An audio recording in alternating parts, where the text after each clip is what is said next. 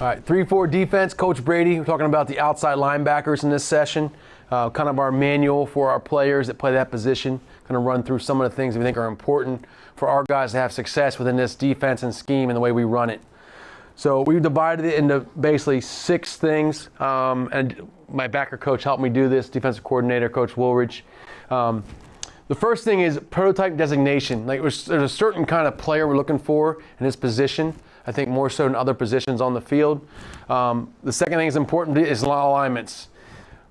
Probably more so than anybody else in the field, the outside linebacker is going to have more alignments based on the formation and the call than anybody else. So their knowledge of football and acumen is really, really a high expectation for us. They know what's going on, understand the game.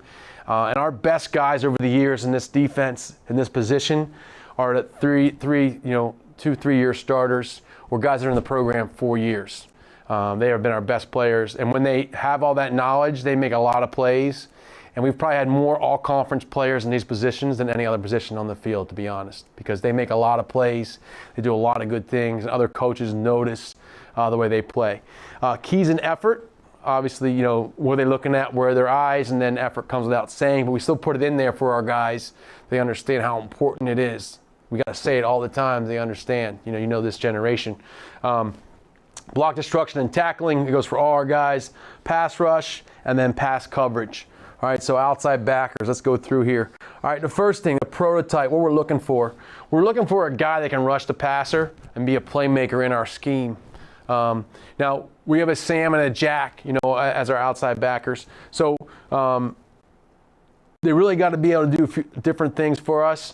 And they can be really good at one or the other too, as far as either pass rusher or run defense guy, more of a linebacker type. But they need to be athletic guys that can run in the best scenario. We're looking for guys that are lengthy if we can. It doesn't mean you can't play position if you're short, but we like those guys that are 6'2" or taller with the long arms that can create separation, on the edge. They can hold the edge. They can rush the passer, that kind of thing. They got to be able to fight off offensive tackles in the run game that we talked about, and to be successful on the edge for us. All right, designation. So in our defense, we have a Sam and a Jack. Right, the Sam is still our strong backer. The Jack's going to be the weak side outside linebacker. The Sam's always going to set the call for us. Okay, that is his job to make sure that we're set as far as that goes. The Sam can be more of a nickel depending on who we're playing. If you're in a league that everybody's 10 personnel, he's going to be more of a nickel for us, or a 50 DB on the field. The Jack's going to be a true outside rush backer. If we have an edge player or rush player, it'd be the Jack. Now, if we're playing a heavy run team, or 21 personnel, even 22 personnel, wing T type teams, okay, now that Sam's going to be more of a linebacker. Depending on what we're asking him to do and who he's going against. That can also change that personnel type. All right, general alignments. So for our outside backers, there's some general alignments they have to kind of help themselves get lined up. They learn these basic rules. They're pretty much going to be right 99% of the time. So if there's a 3 call to your side, meaning there's a 3 guy, a 3 tech to your side, or a 4-eye, you're going to line up in a 6 technique with C-gap responsibility. All right. So that's pretty easy for our guys to understand as far as that goes. If you get a 5 call or a 4 to your side with no tight end, you're going to be off the ball on a 90. You're going to be a D-gap player pretty much all the time, okay? If we get a 5 call and there's a tight end to your side, you're going to line up in a 9. We always want to get hands on a tight end if we can.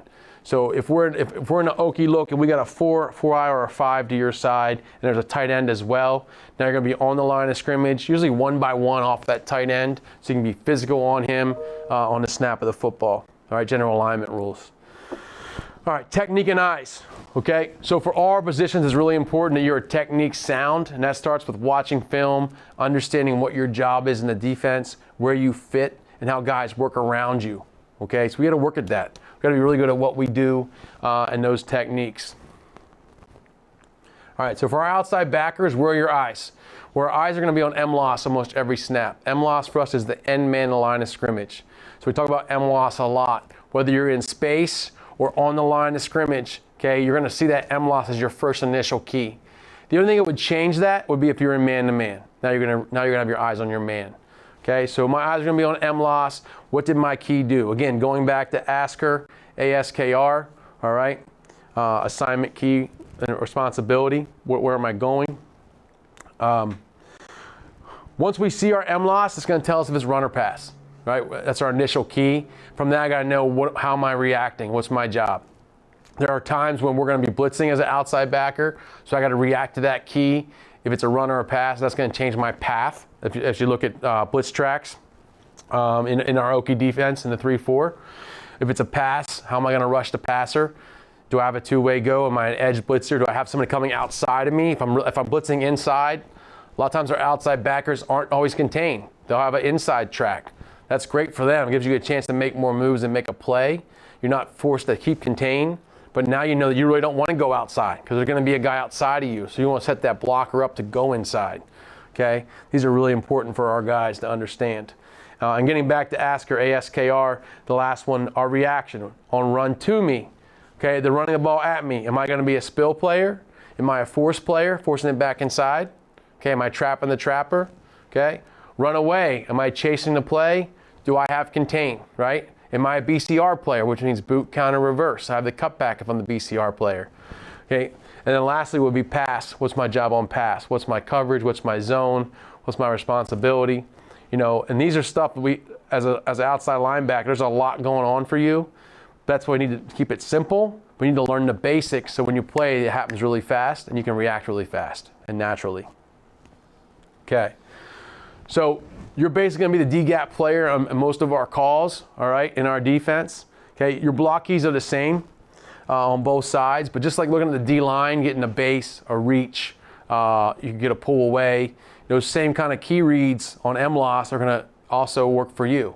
So you're going to do a lot of the same block progression that they're going through on the D-line, so you understand how to fit and where you go. All right. I talked about flow away. So on flow away, we got to know what is my job. Okay. If I'm on the line of scrimmage, I could be a chase player, which means I'm going to chase the ball flat down the line of scrimmage. I'll redirect and reroute to boot or counter reverse. Okay. If I'm off the line of scrimmage, I'm always going to be BCR on the backside. That means I'm going to be boot, counter, reverse. Play goes away from me, I'm in space, okay? I'm going to work over the top like a linebacker. I'm looking for anything coming back to me before I turn and run to the other side, okay? All right, key reads for our guy in the run game. So I'm susceptible to a kick-out block. Just by my alignment, I'm outside of the formation at all times. I can get a guard pulling, I can get an H-back coming out to kick me out, whatever it is, okay? We're going to teach a wrong shoulder or a spill technique versus this block. Okay, I want to get skinny. I want to dip inside. I want to try and get my shoulder pads into his leg region, okay, around his knee, around his thigh. Okay, I want to get as low as I can. I want to run through that thigh half a man. But I want to get a piece of half the man. I don't want to miss him. Okay, a lot of our guys will run through and not make any contact, right? Well, now you better make the tackle because if not, we got a problem, right? So I want to get a piece of that guy, which will stalemate him a little bit, force that running back to at least patter his feet or bounce, okay? Because at the end of the day, you want to force the offense to run east and west as much as possible. That's why we spill. Okay, so I'm going to run through that guy's inside shoulder. I'm going to spill or wrong arm, whatever you want to call it, and I'm going to run the circle, okay? After I do this drill, then I want to be able to find the football. And that comes to running the circle and finding the ball. I tell our guys, if you're going to spill a block and you get off the block and the ball stays inside, your free arm is right there, and that's your gap anyways. Make the tackle. He's right there to make the tackle. If by my spill technique I do a good job, that forces the ball to bounce outside of me, now I'm going to run the circle and chase it down. But also understanding I'm running the circle because there's somebody outside who's going to force it back to me. We're going to end up vice tackling that running back on the play. Anytime that I spill as an outside linebacker, there's going to be an inside linebacker coming over the top. And it creates a natural X. We call that natural X, right? Where my key goes down, I come and spill. I spill to the backer because now for the inside backer, he's seeing cloudy clear. Okay, and later on we're going to do some run game stuff and talk about seeing those fits. But that's a cloudy clear look for our guys. So now the inside backer will natural X over the top, and our inside guy will spill. Okay. Okay, versus a veer block. That means my tackle's going down inside. Okay? If I'm a C-gap player, I got the quarterback. If I'm on the line of scrimmage and my job is C-gap, I'm playing quarterback. If I'm a D-gap player, if I'm a force player, if I'm playing skiff, now I have pitch. right? I'm the pitch player. I can slow play the quarterback, but somebody else has quarterback. So anytime I'm a D-gap player, if I do have force, I got to understand that my job ultimately is to play the pitch, right? I'm the force player on any screens. I got to force the ball back inside, toss, any kind of fast flow play or outside play. It's my job to make sure that ball, either I make the tackle or that ball goes back inside to the defense, okay? So that's an outside play. All right, versus a reach block or zone block, I want to attack that block. So if I'm up on the tight end in the line of scrimmage and he tries to reach me or base me, I want to attack that block. I want to create separation. I want to keep my outside arm and leg free anytime I'm in that block, okay? If he tries to reach me again, he should never be able to reach an outside linebacker, okay? It should never happen. So if he comes to reach me and tries to get across my body, I'm going to get vertical on that block and force that ball to go back inside. I'm not going to let that ball get outside of me. If the ball is coming with speed at me and I get a reach block, okay, what's really important, we talk about our level of getting off of that block, right? I want to get off and go flat or even behind the line of scrimmage, down the line of scrimmage rather than where he is. If I take a bad angle from off of that block, that guy's running full speed, I'm standing still, I'm never going to make that play. He's going to belly a little bit around me, he's going to run down the sideline, I'll never make that tackle. So we got to work on that too. Our point of getting off, okay, I'm on the breach block, I get it locked out, now I wipe off. As I wipe off, I want to run flat or even back towards the other side of the line of scrimmage, right, to be able to catch that guy at the pass, so I make the tackle, all right? If I'm in a 6 technique, once in a while in our defense, we're going to put the guy on a 6 to a 3-man surface, so you have guard, tackle, tight end, or any kind of 3-man surface. A lot of times we'll get a guard, tackle, tackle. That'll put our guy in a 6 sometimes. Okay, I'm going to be physical on that guy, but I'm going to play the C gap inside. Okay, if our D tackle inside is going in. Okay, that'll really it's only going to be to the jack side if that happens. All right, comes without saying, we always talk about effort of the ball. It's a part of every manual we have for our players. Same for the outside backers. Okay, it's the first principle we talk about from day one. We have different ways of trying to enforce that, but at the end of the day, it comes from the kids and you as the coach. If you're coaching the outside linebackers, your expectations should be that you guys hustle the most of any group on the field, and you're the most active and bring energy to practice. All right, block destruction. Okay, if you watch the inside backer, it's the same kind of concept here as far as that goes. We use the same for all of our linebackers. But again, important points. Okay, use your hands. A lot of times the outside backers are going to be on the edge of the defense. So there's more case now than for an inside backer. You're going to have to use your hands. You're going to have a collision and then create separation, right? You guys always talk about getting held, right? They want penalties. The receiver held me, tackle held me. Well, you can't get a holding penalty if your hands are in here. You've got to get extended, create the extension. Then when you try to get off a block, if they're grabbing you, the ref can see it, right? If I'm in here, I'm trying to get off and he's holding me, they're never going to call that, right? Not going to get that call. So we talk about getting that separation, locking your elbows, right? And that's a drill we have to do every day with the outside backers to work on that technique. But again, it's a collision first, and then it's a separation. And then I make sure I know where the ball is. I'm keeping my outside arm and leg free because my job is contained. I'm forcing the ball. The ball's inside of me to my left. Ball's in there. I'm going to keep myself right here and force that thing back inside. If the ball does bounce, again, I have to be able to get off and make that tackle. Right? So that's very important to understand the speed of the running back, my own speed, right? And where I'm going to go to meet him at the pass and make that play. To not let him get outside of me and not let our defense get outflanked. Okay? There's always a time for dip and rips, especially on a screen or some kind of a wide play. Sometimes my backer might dip and rip and go make a play. But, we use that term, if you take it, you better make it, right? Because it's your job to make that play. So sometimes if they get overzealous with the receivers with their blocking and they get too wide, you can get inside them quick and then still have contain and do a good job. That's a feel thing and gaining experience, okay? And the same as the inside, everybody else. Stay on your feet. You're in space, you're on the edge. The worst thing you can do is dive. Stay on your feet, get yourself to the running back, the ball carrier, all right, and keep chasing them down. Stay on your feet. All right, tackling, again, it's all about your feet. We talk about having a great stance for our outside linebackers.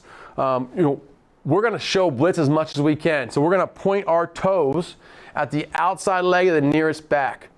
So if the line of scrimmage is here, I'm going to be tilted in a little bit, facing, okay, that outside leg of the deepest back, I want to show blitz.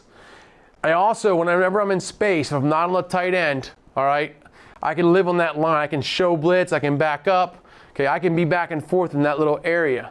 But on the snap, I want them to, they should know if I'm coming or not. The reason my feet are pointed is I want my feet pointed where I'm going to go. Just like a sprinter on track meet doesn't have his feet pointed sideways and he's running straight down the track. If I'm going to blitz, I want to make sure I'm bringing it as fast as I possibly can. I'm going to land that blitz, okay? Because every split second counts when you're blitzing. Get that quarterback right before he gets the ball off, right? Or he gets the ball off just in time. Well, every inch matters to get to that quarterback or get to make that play. The other reason I like showing blitz on the snap is once the ball is snapped, all I got to do is reset my feet. And now I'm stationary. So many guys in their stance as outside linebackers, when the ball is snapped, they can't help themselves. They want to go somewhere right now, right? So they get their eyes on M-loss, they're in their snap, I mean, in their stance. The ball is snapped, and they jump outside. Or they take 2 steps inside. Well, now if they take 2 steps inside and it's a screen, they're out of position. They align correctly, they're in apex, they're lying in a great position, but on the snap of the football, they go somewhere. We talk about our guys taking a picture, right? Take a picture on the snap. When you're in space, okay, you have the luxury of time. If I'm lined up on a tight end, I don't have time. Because now on the snap of the ball, that tight end can do what? He can hit me right in the face, right? Just like a boxing match, okay? So if I'm lined up on somebody, that's different. I got to be ready to play right now. As soon as I'm in space, away from the line of scrimmage, now I want them to take a picture, right, and see what's going on. So one way to help our guys who have happy feet, we call it, is to show blitz, right? My feet are pointing towards my target. On the snap, I just reset my feet, right? And now I'm in the stance I want to be anyways. I moved so I feel more comfortable with my antsy guy, right? So I reset my feet. I'm still reading my key. 1,000, 2, I should know by almost 2,000, I already know what's going on. So I see my key, I see what's happening. Okay, is it run at me? Is it run away? Is it a pass set? Okay, where's 2? What's my job? Happens that fast. So that's talking about our stance for our outside backers. Again, weighting the inside balls of our feet, but I want to be showing blitz. Now, if I'm on a tight end, I'm going to be squared up, okay, with my arms are in front of me. My arms are ready to play that reach block. Just like an inside linebacker is worried about ISO, an outside backer on a tight end or anybody on the line of scrimmage, I'm ready for a base block right now. That's the first thing that can happen to me on the snap of the football. I got to protect myself. So I have my arms ready. If that guy comes at me right now, I can just put my arms on him and create separation. I got what I want. That's why we like the guys with the long arms and some height to them. So they can get here and lock it out, keep their arm and leg free, okay, and they have the space. All right, tackling. Again, we want to gather we get to the ball carrier. So I'm going to create separation, get off the block, okay, run to the ball carrier. I want to gather. Okay, again, sink my hips, heel to toe, heel to toe, heel to toe action of my feet. Okay, once I get there, okay, and get a great fit and understand where all my help is coming from on the tackle. Okay, this is in the inside backers as well. I'm not going to spend a lot of time on it. But in case you didn't see it, I just want to go over it real quick for you guys, for outside backer coaches. All right, the finish. Okay, we talk about our guys about stepping on their toes. Again, we use the word gather. We don't use the word breakdown anymore. Gather gets my guy to get there, keep his feet active, and then I'm going to step on his toes, and I'm going to accelerate on contact. I'm going to hit on the rise if I can with my hips and pop my hips, and I'm going to uppercut my hands to grab cloth from the back to finish the tackle. Okay, I want to run through that guy as best I can. All right, like all positions, our outside backers, you are active players, right?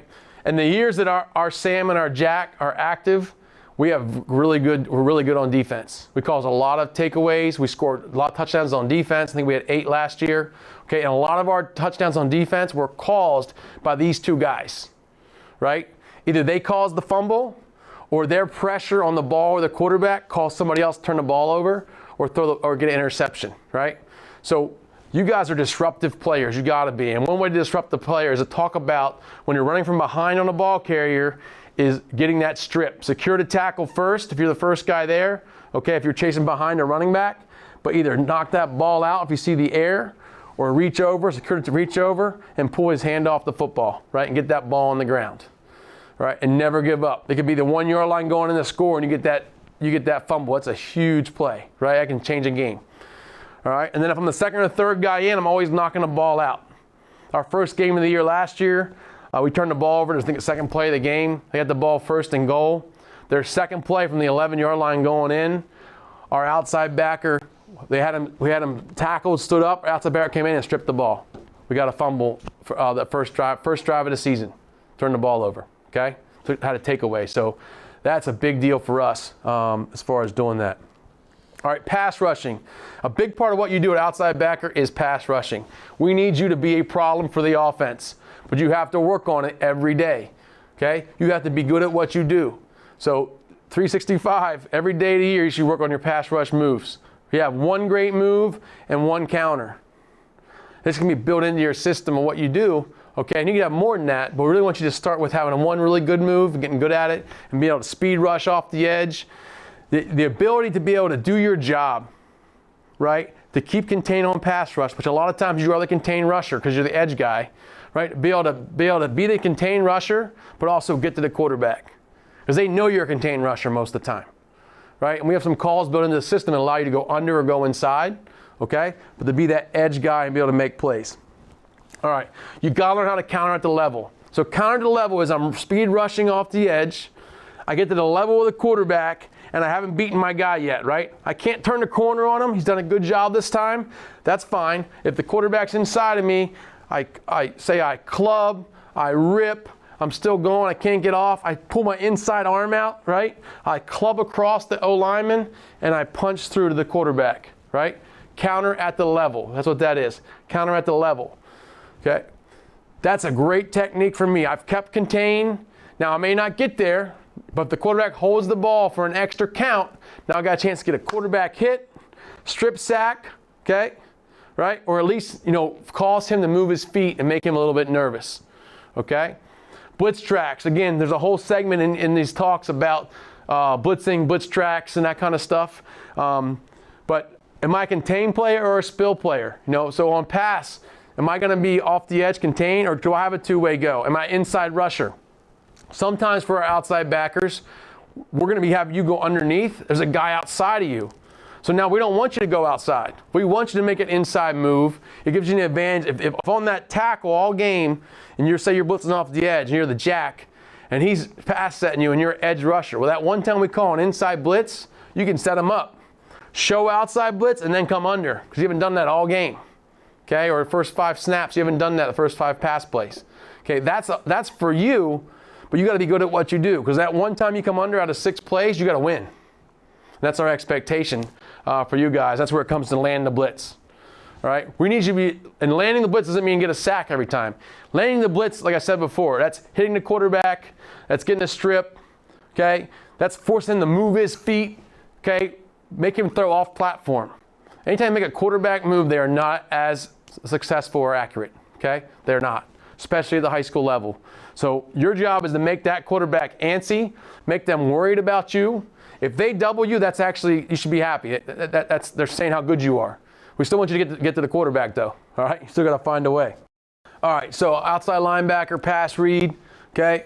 I'm lined up on a tight end. I got to understand that I want to make contact with that tight end if I can. We're always trying to put some pressure on him. Don't give him a free release if we can. All right, I don't want that quarterback to know whether I'm rushing or playing coverage. So if it's a 3-man surface, I'm lined up on that guy ready to play football, right? And that's my key. So I get a hi-hat or a pass release by him. I'm going to get a push on him, and I'm going to drop to my drop. If I am rushing the passer, I will get contact on him and then go. Now, if it's a blitz, I will not contact the tight end. I will go to my blitz on the snap and just go. But there are a few calls in our defense where I'm going to almost delay blitz, because I'm going to contact first, play the run, and then if it's a pass, I'm going to go to the quarterback. All right, so that's something we talk about with our guys as far as that goes. But I got to be ready to initiate my pass rush or my drop as soon as the ball is snapped and I read my key, which is MLOS, right? Okay, we call it a hip position. Okay, so now I'm off the ball. I'm either apexed between the end-man line of scrimmage and the slot.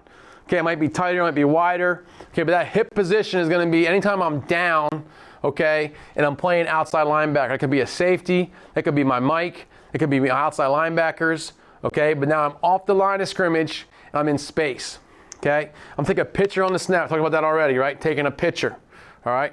I want to see what's going on from the M-loss to the football. That's my zone of vision. I'm seeing that as the ball is snapped. I'm showing blitz. I'm resetting my feet, okay?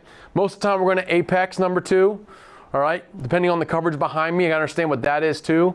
Am I the flat player, right? Do I have contain or not? Most of the time in our defense, okay, you're going to be the force player. So you're going to have to be a little bit wider than normal to be able to do both, right? To be able to fall back in on the run if it's run, or to force the play on a hitch to number 1, or a screen or outside run play. Okay, that's going to be my job, all right? But being out there in hip position allows us to get to the pass quicker, and we're already in position to make a play, especially against spread teams and for RPO stuff, obviously. You know what I mean? We're always going to play deep to short because we're going to be underneath players. Our outside backer will never have a deep zone. All right, we'll never have a deep zone, so there's no ever concern for us about being a deep guy. We're always going to reroute people, okay, when we can. All right, make sure you hit them in high and in front. That's important. But again, same as the inside backers, our coverage rules for underneath coverage guys is we're gonna cover guys 5 and over and reroute them. If they're at 4 or 2 yards across in front of me, okay, or going out, okay, I'm gonna let that go and I'm gonna drop to my zone. Now I'll communicate that in, out, out. Communicate that. So I get in call, right now I'm dropping to my zone. Now I'm going to get probably a call from the inside back or somebody coming out, right? But that's the communication piece we got to have when we're playing zone, in zone coverage. Do not go out, do not leave your position to go hit somebody, right? We don't want to give up our zone or our job just so I want to go knock somebody down, okay? That's actually going to hurt the purpose of our coverage. We're going to make sure we do a good job in our area. If we can reroute, we're going to. But also remember, like in our drills we did, in the line drill, okay, if I'm rerouting somebody, the quarterback is throwing the ball somewhere else. I got to have my feet in a position when I do reroute that I see the ball, and now my feet in a position where I can break and go to where the ball is being thrown. All right, coverage drops, okay? Skiff drop, okay, stands for seam, curl, influence the flat. So as an outside linebacker coach, I'm coaching my guys. Anytime I'm a skiff dropper, I'm a force player.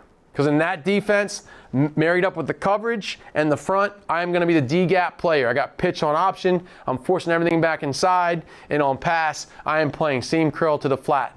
What does that mean? So I'm going to line up in my normal hip alignment, okay? Or it could be on a 3-man surface on a tight end, whatever it is. But I'm lining up and I'm reading M-loss. On the snap of the football, because I'm a skiff player, I'm not a rusher. So pass develops. So I got pass. Okay, I'm working to the seam. I'm going to reroute any seam by number 2. I have to know where number 2 is pre-snap. He could be a slot. He could be the tight end or H-back. He could be in the backfield, right? But I'm going to drop over number 2. Now, if number 2 is in the backfield, now I'm going to drop to the curl and help on number 1 with the corner, all right? So seam, I drop, pass comes, I work to the seam. Number 2 is not vertical. Okay, number 2 does anything else. He goes out, he goes inside underneath of me. Wherever number 2 goes, right, but he didn't go vertical. I'm now going to work to the curl area. I'm going to widen, right, to the curl area.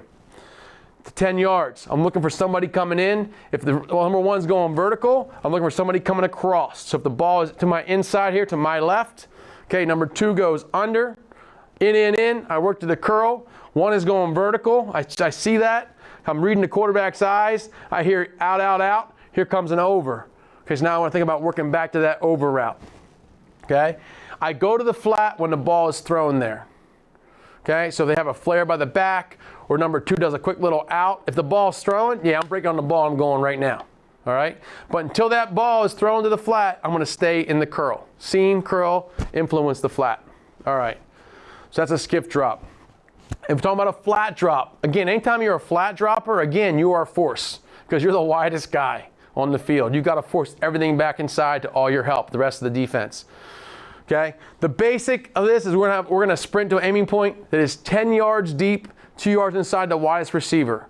So when you first get into camp or in the summer, you're doing drills, put a cone out there at 10 yards, 2 yards inside. The Sam's drop's going to be harder than the jack because the jack is usually dropping into the boundary because the ball's in the hash a lot in high school football. So it's an easier drop for him. He doesn't have to go as far. The Sam's going to have to run a little bit more than the jack usually for this drop. Okay. The deal here is I'm already at 4 or 5 yards if I'm in a hip alignment. Okay. And the ball is snapped. I get hi-hat. I'm working flat. If the quarterback catches the ball and sets his feet, because I'm seeing my keys, right? I'm seeing M-loss, hi-hat. I start my drop. I see quarterback catch the ball in the gun, and you're ready to throw. I'm now going to flatten my departure on either side, right? Sam or Jack. I'm flattening my drop because the ball is coming out right now. I'm going to read the quarterback. If the quarterback catches the snap and I see play action, but it's a hi-hat, I'm working to my pass drop, and I see him then step back, so it's play action pass. All right. At that point, now I'm going to work to 10 to 12 yards. If I see the quarterback catch the ball and take a drop, same thing. If the quarterback rolls to me, I'm getting to 10 to 12 yards and getting wide as I can, make sure I'm outside the numbers on any kind of boot or sprint on my side. I'm a flat dropper. Okay? And that goes for skiff too. If I'm a skiff dropper and they boot to my side or sprint to my side, I am getting as wide and deep as I can to play the deeper guy if they're flooding the route or the area. Okay? All right. Man coverage. Okay, it's very important that my eyes are on my man. Again, now I no longer read M-loss. Now it's possible that M-loss could be my man. Then I would be looking at M-loss as my man, right? Okay? If M-loss is my man, he's a tight end or H-back, I want to get up there and get on him, right, and be physical on the snap. Don't allow him to get a clean release, but also I can play to run better from right there. All right? But I am going to have my eyes on my man. I'm covering him all over the field. Okay? Don't peek. Don't peek for the ball. A win on man-to-man is incompletion. We don't need an interception in man-to-man. If you get one, that's great. It's not as common, right? But what we want to do is we want to make sure that your guys can catch the football and make the window tough for the quarterback. Okay, give him a small window and be on that guy tight as you can. If your guy happens to be a running back, okay, he's in the backfield. Okay, whether he's an H-back, maybe your guy motions into the backfield. Okay, but if your guy's in the backfield, the snap of the football, and he pass sets to block, you're going to get that guy right now. No hesitation. Go get him right now. We call it hug him up. You're going to go attack your guy. If your guy blocks somebody else on the defense as you're approaching him, you will then detour like a missile, right, to the quarterback, right? If he's not blocking, if he fake blocks and then goes to run a screen, because you've already jumped the route, you should have a chance to get there for the lineman and pick you off. Because remember, any screen, linebackers, they have someone to block you. Someone's responsible for blocking you if you're play side. Okay, and that's your back. So make sure you run and get to that guy. That's your play to make. All right, so in conclusion, all right, we have 6 main things that make up our outside linebacker manual. Okay, it's going to be the prototype, what kind of guy we're looking for. What are your alignments? Because they matter in being a outside backer. Okay, you are a technician. This is a technician position for us. Okay, keys and effort, block destruction and tackling, pass rushing, and coverage.